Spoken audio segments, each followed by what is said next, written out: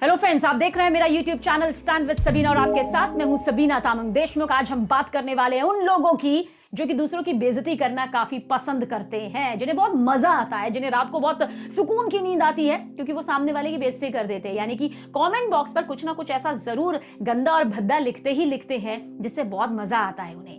देखिए, ये कौन से लोग होते हैं ये समझने की बहुत जरूरत है, क्योंकि अगर आप भी उन्हीं में से एक हैं तो आप समझिए कि आप अपने दिमागी आपे को खोते जा रहे हैं और ये आपके लिए बहुत खतरनाक है। मैं यूं ही नहीं कह रही हूं दोस्तों, मैंने फिट रहेगा इंडिया एक शो जो है ना वो 5 साल तक किया है और उस शो के दौरान मैं इतने एक्सपर्ट से अब तक मिल चुकी हूं और अपनी पत्रकारिता के दौरान भी मैं इतने एक्सपर्ट से मिल चुकी हूं जो मुझे ये बता चुके हैं कि आखिर किस तरह से ये एक दिमागी बीमारी है। ये शायद आप नहीं जानते होंगे, इसे मजाक में ले रहे होंगे, लेकिन अगर आपको भी आदत है कमेंट बॉक्स में जाकर पर्दे के पीछे से चुपके से आपको गंदा गंदा कमेंट करने की, सामने वाले को गाली देने की, तो आप एक बहुत ही गंभीर बीमारी से जूझ रहे हैं। आपको डॉक्टर की जरूरत है, आपको सलाह की जरूरत है। आप ये माने या ना माने, क्योंकि आपके ना मानने से भी कुछ नहीं होगा। दरअसल मैं आपको बताती हूं कि होता क्या है। जो लोग दूसरों को पर्दे के पीछे से गाली देते हैं उन्हें एक अलग ही तरह का सुकून मिलता है। पहला उन्हें यह सुकून मिलता है कि वो अपनी जिंदगी में जब अपने आमने सामने वाले लोगों को देखते हैं कि यार वो तो बहुत आगे बढ़ गए, हम अब तक कुछ कर नहीं पाए, और सामने वाला जो है वो एक मुकाम हासिल कर चुका है, या फिर यूं कहिए कि उसकी जिंदगी जो है एक ढर्रे पर चल रही है, तो मेरी ऐसी क्यों नहीं चल रही है। वो फ्रस्ट्रेशन उस सामने वाले के इंसान पर इतना ज्यादा हावी हो जाती है कि वो फिर उसका जो अपमान है वो गाली के तौर पर करने लगता है। इसलिए आपने कई बार देखा होगा कि कई लोग ऐसे होते हैं, कई क्या बहुत सारे ऐसे लोग हैं जो फेक आईडी बनाते हैं और सेलेब्स को या फिर पत्रकारों को या फिर लीडर्स को या फिर अपने आसपास के दोस्तों को गाली देते हैं, गंदे गंदे शब्दों का इस्तेमाल करते हैं। हालांकि ये कितना खतरनाक है कानूनी तौर पर और पता लगाना तो बेहद आसान है।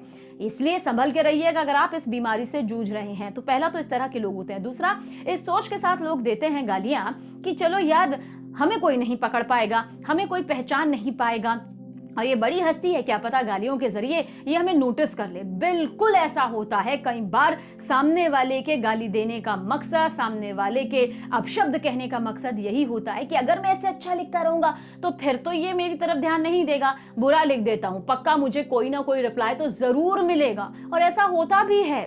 तभी हम कहते हैं ना कि ऐसे लोगों से दूर ही रहना अच्छा होता है। लेकिन मुझे लगा कि मुझे इस टॉपिक के साथ आने की जरूरत ऐसी है क्योंकि शायद वो भी किसी ना किसी तरह की मानसिक बीमारी से जूझ रहे हैं। मुझे भी बहुत सारे लोग भला बुरा कहते हैं, चाहे वो ट्विटर पर हो, चाहे वो दूसरे सोशल प्लेटफॉर्म पर हो, पर मुझे कभी नाराजगी नहीं होती, बल्कि मैं हमेशा उनके लिए यही प्रे करती हूँ कि अगर वो इस बीमारी से जूझ रहे हैं, जो कि वाकई जूझ रहे होते हैं, वो कम से कम इस बीमारी से दूर हो जाए। लेकिन वो खुद की मदद तभी कर सकते हैं जब वो किसी डॉक्टर से सलाह लेंगे, क्योंकि उसके बिना तो ये मुमकिन नहीं हो पाएगा। दरअसल होता क्या है ना, ये जो आदतें होती हैं वो बचपन से होती हैं और बचपन से होते होते होते होते वो इतनी बड़ी हो जाती है कि वो मजाक लगने लगती है। और मजाक कब आपका शौक बन जाता है, शौक से कब वो लत बन जाती है, आपको मालूम ही नहीं चलता है। और गाली देना और साथ ही अपशब्द कहना चुपके चुपके, ये न सिर्फ क्राइम है बल्कि ये एक ऐसी बीमारी है जो कि आपको बहुत बड़ी मुसीबत में डाल देती है।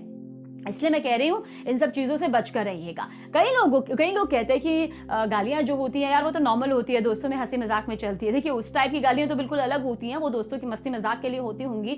लेकिन कई बार हम देखते हैं कि किस तरह से गालियां, किसी ने अपना कोई स्टेटस लगाया नहीं, किसी ने कोई वीडियो अपलोड किया नहीं, वहां पर गाली देने वाले की गाली जो है वो पूरी तरह से तैयार होती है कि हमें आज तो ये देनी ही देनी है, आज हमने 4 लोगों को टारगेट करना ही करना है। और वो कौन से 4 लोग हैं वो भी वो बखूबी जानते हैं। फिर चाहे वो किसी भी मुद्दे पर उन्हें दे रहे हो, लेकिन वो बेचैन हो जाते हैं अगर वो ऐसा नहीं करते हैं।